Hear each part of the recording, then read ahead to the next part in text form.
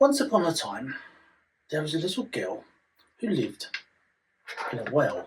She didn't know why she lived in a well.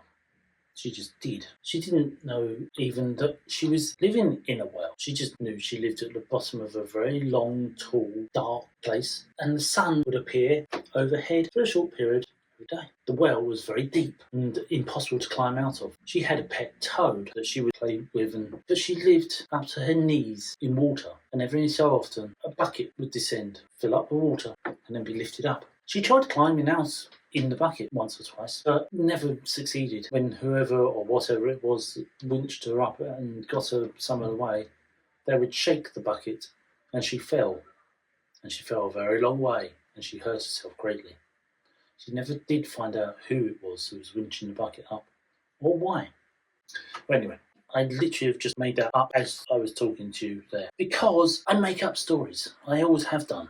I have done that, literally. I've picked up a wonky well and figure of a little girl on a toad that's eating in someone's hand. The next stage, maybe people will get thrown into the well and she eats the remains. That's how she survives. But the reason being, I make up stories. I always have done. So playing D&D, I realised in the last 6 months of playing that this isn't normal. Most people just live off of a book, or they have a script written, or they have set things set out. And if your party doesn't go along the road and see the well, and they don't look in the well, then the DMs tend to be a little bit like, what do I do now?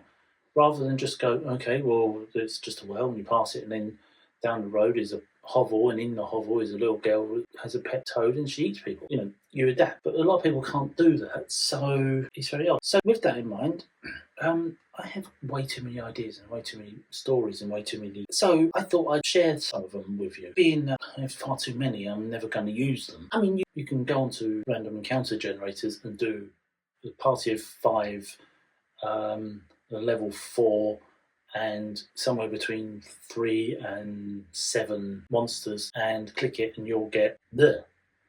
And that solves your random encounters and your combat. But they don't tend to do, you walk into a room, it's filled with crystal. The entire place is just everything. It's a perfectly laid out living room, but everything is made of crystal. Sharp, spiky crystal. Except for like the sofa, all the crystal is laid so you can sit. But sitting on the crystal drains you of energy, and the crystal goes from pure clear to start leaching colour. And depending on who it is and what you touch or whatever, it drains different things. The crystal, you may touch it and it drains health, or it drains memory, or it drains religion. It drains everything from you. There's a story. I literally, again, just made it up. And it's not been thrashed out. But what I'm doing is, I thought I'd just share some of my random stories and random ideas. On the off chance that you need a random room. Your party has fought a band of vampires and are at half health and they need to recuperate. And they find an abandoned castle and they go into a room and boom, it's made of crystal. And it's like, we're too tired. One of them slumps down on a chair and suddenly the chair starts to go red.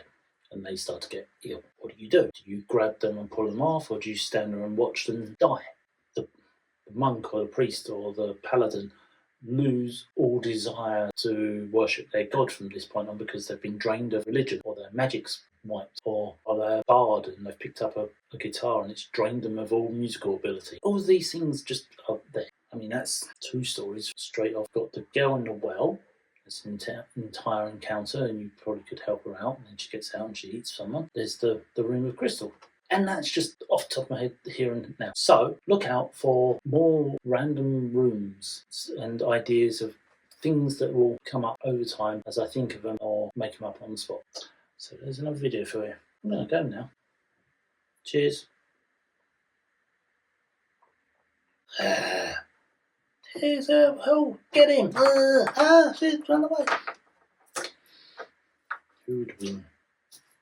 I think the girl on the toad would beat the hellhound. He'd jump on him. Anyway, going now.